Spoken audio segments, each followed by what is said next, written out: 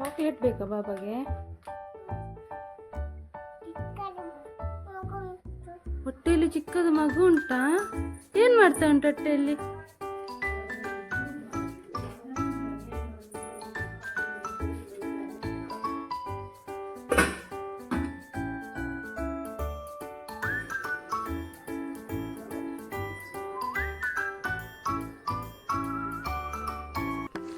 Hi hello friends, welcome to Mangalore Kannadati. Friends, ನಾನು ಇವತ್ತು ಬೆಳಗಿಂದನೇ blog start ಮಾಡಿದ್ದೇನೆ. ಇವತ್ತು ನಾನು ನನ್ನ ಮಗಳ ಲಂಚ್ ಬಾಕ್ಸಿಗೆ ಚಪಾತಿ ಮತ್ತು ಸುವರ್ಣಗೆಡ್ಡೆ ಕಡಲೆಕಾಳು ಹಾಕಿ ಸುಕ್ಕ ಮಾಡಿದ್ದೇನೆ.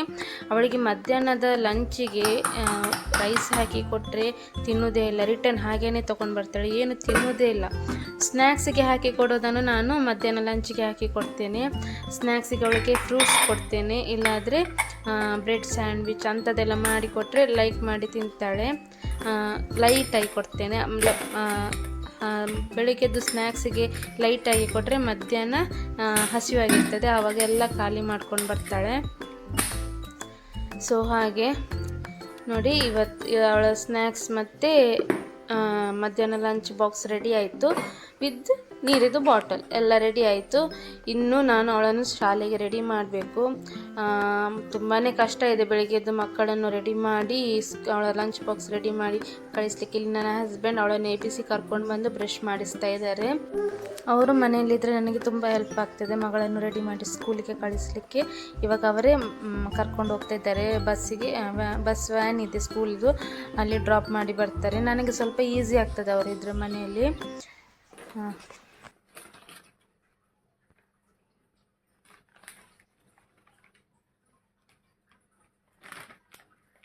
ಚಾಕ್ಲೇಟ್ ಬೇಕಾ ಬಾಬಾಗೆ?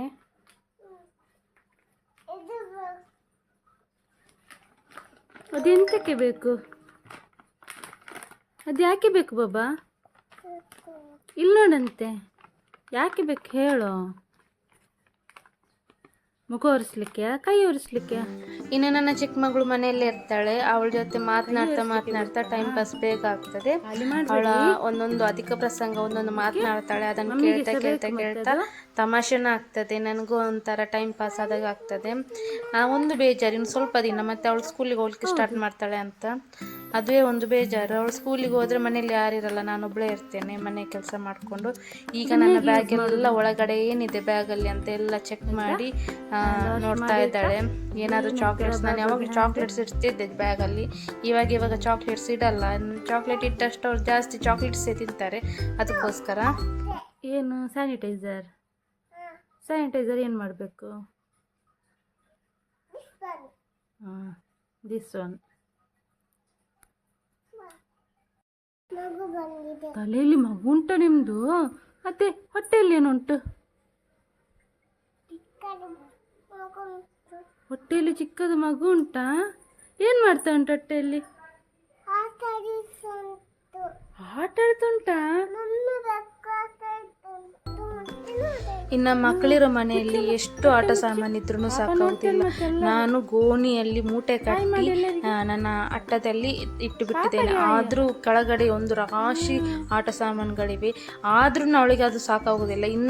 ಇನ್ನ ಕಟ್ಟಿ ಮೂಟೆ ಕಟ್ಟಿ ಇಟ್ಟದನ್ನೆಲ್ಲ ಬಿಚ್ಚಿ ಹರಡಿ ಕೂತ್ಕೊಳ್ತಾಳೆ. ಏನು ಮಾಡೋದು? ಅವಳಿಗೊಂದು ಊಟ ಮಾಡಿಸ್ಬೇಕಂದ್ರೆ ಎಲ್ಲ ಆಟ ಸಾಮಾನನ್ನು ಬಿಚ್ಚಿ ಹಾಕ್ತಾಳೆ. ಅವಳು ಅದರಲ್ಲಿ ಆಟ ಆಡ್ತಾ ಇರ್ತಾಳೆ. ನಾನು ಅವಾಗ ಊಟ ಮಾಡಿಸ್ಲಿಕ್ಕೆ ನನಗೆ ಈಸಿ ಆಗ್ತದೆ. ಈಸಿ ಏನೋ ಆಗ್ತದೆ, ಆಮೇಲೆ ಅದನ್ನೆಲ್ಲ ಪುನಃ ನೀಟ್ ಮಾಡಿ ಪುನಃ ಗೋಣಿ ಚೀಲದಲ್ಲಿ, ತೊಟ್ಟೆಯಲ್ಲಿ, ಬಾಕ್ಸಲ್ಲಿ, ಟಬ್ಬಲ್ಲೆಲ್ಲ ತುಂಬಿಸಿಡೋಷ್ಟರಲ್ಲಿ ನನ್ನ ಸೊಂಟ ಮುರಿದೋಗಿರ್ತದೆ. ಅಷ್ಟು ಕೆಲಸ ಕೊಡ್ತಾಳೆ ಅವಳು. ಎಲ್ಲ ಬಿಚ್ಚಿ ಹಾಕೋದು ಆಟ ಸಾಮಾನು. ಇನ್ನೂ ಇದೆ, ನಾನು ಆದರೆ ಅವಳ ಕೈಗೆ ಸಿಗದಾಗೆಲ್ಲ ಎಲ್ಲ ಕಡೆ ಎಲ್ಲೆಲ್ಲಿ ತುರ್ಕಿ ಇಟ್ಟಿದ್ದೇನಂತಲೇ ನನಗೆ ಗೊತ್ತಾಗ್ತಾ ಇಲ್ಲ, ಅಷ್ಟು ಇದೆ ಆಟ ಸಾಮಾನುಗಳು. ಇಲ್ಲಿ ಒಂದು ಟೆಂಪಲ್ಗೆ ಹೋಗ್ಲಿಕ್ಕಿಲ್ಲ, ಒಂದು ಜಾತ್ರೆಗೆ ಹೋಗ್ಲಿಕ್ಕಿಲ್ಲ, ಏನೇ ಒಂದು ಶಾಪಿಗೆ ಹೋಗ್ಲಿಕ್ಕಿಲ್ಲ, ಒಂದು ಫ್ಯಾನ್ಸಿ ಅಂಗಡಿಗೂ ಹೋಗ್ಲಿಕ್ಕಿಲ್ಲ. ಎಲ್ಲಿ ಹೋದ್ರೂ ಒಂದೊಂದು ಆಟ ಸಾಮಾನು ಇಟ್ಕೊಂಡು ಬರ್ತಾರೆ ಇಬ್ಬರು. ತೆಗೆದುಕೊಡ್ದಿದ್ರೆ ಅಲ್ಲೇ ನೆಲದಲ್ಲಿ ಬಿದ್ದು ಒತ್ತಾಡಿ ಅಳ್ತಾ ಇರ್ತಾರೆ, ನಮಗೆ ಬೇಕೇ ಬೇಕು ಮಮ್ಮಿ ಅಂತ ಹೇಳ್ಕೊಂಡು. ಅವ್ರು ಅಳೋದು ನೋಡಿ ನಮಗೆ ಏನು ತಾಯಿ ಕರಳು ಅಲ್ಲ, ತುಂಬಾ ಬೇಜಾರಾಗ್ತದೆ. ಏನು ಮಾಡೋದು, ತೆಗೆದುಕೊಟ್ಟು ಬಿಡ್ತೇವೆ. ಎಷ್ಟು ಆಟ ಸಾಮಾನುಗಳಿವೆ ಅಂದರೆ ಸಾಧಾರಣ ನಾನು ಕೆಲವೊಂದನ್ನು ಯೂಸ್ ಇಲ್ಲದನ್ನೆಲ್ಲ ನಾನು ಕಸಕ್ಕೆ ಹಾಕಿಬಿಟ್ಟಿದ್ದೇನೆ. ಬೇಡ ನನಗಂತೂ ಅದನ್ನು ಹೆಕ್ಕಿ ಸೊಂಟ ನೋವಾಗಲಿಕ್ಕೆ ಸ್ಟಾರ್ಟ್ ಆಗಿದೆ, ಗೊತ್ತುಂಟಾ? ಅಷ್ಟು ತೀಟ್ಲೆ ಮಾಡ್ತಾರೆ ಇವರು. ಇವಳಿಗೆ ಊಟ ಕೊಡ್ಲಿಕ್ಕೆ ಒಂದು ಈಸಿ ಆಗ್ತದೆ, ಇಲ್ದಿದ್ರೆ ಮೊಬೈಲ್ ನೋಡ್ತಾರೆ, ಟಿ ವಿ ನೋಡ್ತಾರೆ. ಅದನ್ನೆಲ್ಲ ನೋಡಿ ಊಟ ಕೊಡೋ ಬದಲು ಈ ರೀತಿ ಆಟ ಆಡ್ಕೊಂಡು ಊಟ ಕೊಟ್ಟರೆ ಒಳ್ಳೇದು ಅಂತ ನಾನು ಈ ರೀತಿ ಆಟಾಡ್ಕೊಂಡು ಇರಮ್ಮ, ಮತ್ತೆ ಬೇಕಾದರೆ ನಾನು ಅದನ್ನೆಲ್ಲ ತೆಗೆದು ಜೋಡಿಸಿಟ್ಕೊಳ್ತೇನೆ ಅಂತ ನಾನೇ ಎಲ್ಲ ಕೆಲಸ ಮಾಡ್ಕೊಳ್ತೇನೆ. ಮತ್ತೆ ಇನ್ನು ತುಂಬ ಮಂದಿ ಕೇಳ್ತಾ ಇದ್ರು, ನಿಮ್ಮ ಮಗಳು ಕೂದಲಿಗೆ ಇಷ್ಟು ಚೆನ್ನಾಗಿ ಶೈನಿಂಗ್ ಆಗಿ ಸಾಫ್ಟ್ ಆಗಿದೆ ಅಲ್ಲ, ನೀವೇನು ಯೂಸ್ ಮಾಡ್ತಿದ್ದೀರಾ ನಿಮ್ಮ ಮಗಳ ಕೂದಲಿಗೆ ಅಂತ. ನೋಡಿ, ಇದನ್ನೇ ಯೂಸ್ ಮಾಡೋದು ನಾನು. ಚೆವಾರ್ ಕಂಪನಿಯವರದ್ದು ಯೂಸ್ ಮಾಡ್ತಾ ಇದ್ದೇನೆ. ತುಂಬಾ ಚೆನ್ನಾಗಿದೆ. ರೋಸ್ಮೇರಿ ಶಾಂಪು ಆ್ಯಂಟಿ ಹೇರ್ ಫಾಲ್ ಯೂಸ್ ಮಾಡ್ತಾ ಇರೋದು. ತುಂಬಾ ಸಾಫ್ಟ್ ಆ್ಯಂಡ್ ಸಿಲ್ಕಿ ಶೈನಿ ಆಗ್ತದೆ ಕೂದಲು. ಶಾಂಪು, ಕಂಡೀಷ್ನರ್ ಮತ್ತು ಹೇರ್ ಆಯಿಲ್ ಎಲ್ಲ ಚೆವಾರ್ ಅವರದ್ದೇ ನಾನು ಯೂಸ್ ಮಾಡ್ತಾ ಇದ್ದೇನೆ. ತುಂಬಾ ಚೆನ್ನಾಗಿದೆ. ನೀವು ಇದರ ಒಂದೇ ವಾಶಲ್ಲಿ ನೀವು ಇದರ ರಿಸಲ್ಟ್ ನೋಡ್ತೀರಾ. ಸಖತ್ತಾಗಿರ್ತದೆ ಇದರ ರಿಸಲ್ಟ್ ಮಾತ್ರ. ಸ್ಮೆಲ್ಲು ಕೂಡ ಅಷ್ಟೇ ಚೆನ್ನಾಗಿರ್ತದೆ. ನನಗಂತೂ ತುಂಬ ಅಂದರೆ ತುಂಬಾ ಇಷ್ಟ ಆಗಿದೆ. ಬಟ್ ಇದು ಮಕ್ಕಳಿಗೆ ಯೂಸ್ ಮಾಡಿದರೆ ತುಂಬಾ ಒಳ್ಳೆಯದು. ಇದು ಆಯುರ್ವೇದಿಕ್ ಶಾಂಪು, ಅಂದರೆ ಜಾಸ್ತಿ ಕೆಮಿಕಲ್ಸ್ ಎಲ್ಲ ಇದರಲ್ಲಿ ಆ್ಯಡ್ ಆಗಿರೋದಿಲ್ಲ. ತುಂಬಾ ಚೆನ್ನಾಗಿದೆ. ನೋಡಿ, ಸ್ವಲ್ಪ ಶಾಂಪು ಹಾಕಿದರೆ ಸಾಕು, ತಲೆಯೆಲ್ಲ ಚೆನ್ನಾಗಿ ಸಾಬೂನು ನೊರೆ ಎಲ್ಲ ಬರ್ತದೆ. ಕ್ಲೀನ್ ಕೂಡ ಅಷ್ಟೇ ಚೆನ್ನಾಗಿ ಆಗ್ತದೆ. ಒಂದೇ ವಾಶಲ್ಲಿ ತಲೆ ಫುಲ್ಲು ಕ್ಲೀನ್ ಆಗ್ತದೆ. ಇವಾಗ ನೆಕ್ಸ್ಟ್ ಕಂಡೀಷ್ನರ್ ಯೂಸ್ ಮಾಡ್ತಾ ಇದ್ದೇನೆ. ಮಕ್ಕಳ ತಲೆಗೆ ಜಾಸ್ತಿ ಕಂಡೀಷ್ನರ್ ಬೇಕಂತ ಇಲ್ಲ, ಸ್ವಲ್ಪ ಕೂದಲಿರ್ತದಲ್ಲ ಅದಕ್ಕೋಸ್ಕರ. ಇವಳಿಗೆ ಲಾಂಗ್ ಹೇರ್ ಬಿಡ್ತಿದ್ದೆ ನಾನು, ಆದರೆ ಇವಳಿಗೆ ಬೆಳಗಿನ ಹೊತ್ತು ಸ್ಕೂಲಿಗೆ ಹೋಗುವಾಗ ಕಟ್ಟಲಿಕ್ಕೆ ತಲೆ ಬಾಚಾಗ ಅಳ್ತಾಳೆ ಅವಳು. ಅದಕ್ಕೋಸ್ಕರ ನಾನು ಅವಾಗವಾಗ ಹೇರ್ ಕಟ್ ಮಾಡ್ತಾ ಇರ್ತೇನೆ. ಅವಳ ಕೂದಲು ನಾವು ಹೇಗೆ ಹೇರ್ ಕಟ್ ಮಾಡ್ತೇವೆ ಅಷ್ಟೇ ಬೇಗನೆ ಕೂದಲು ಬರ್ತದೆ. ತುಂಬ ಚೆನ್ನಾಗಿರ್ತದೆ. ನೋಡಿ, ಕಂಡೀಷ್ನರ್ ಹಾಕಿ ಒಂದು 2 ಮಿನಿಟ್ಸ್ ಹೀಗೆ ನಾನು ಹೇಗೆ ಮಸಾಜ್ ಮಾಡ್ತಾ ಇದ್ದೇನೆ ತಲೆಗೆ, ಅದೇ ರೀತಿ ಒಂದು 2 ಮಿನಿಟ್ಸ್ ಮಾಡಿ ಸಾಕು. ತುಂಬಾ ಚೆನ್ನಾಗಿ ಹೇರಿಗೆ ಅಪ್ಲೈ ಆಗ್ತದೆ. ಬೇಗನೆ ಸಾಫ್ಟ್ ಆಗ್ತದೆ ಕೂದಲು, ಚೆನ್ನಾಗಿ ಆಗ್ತದೆ.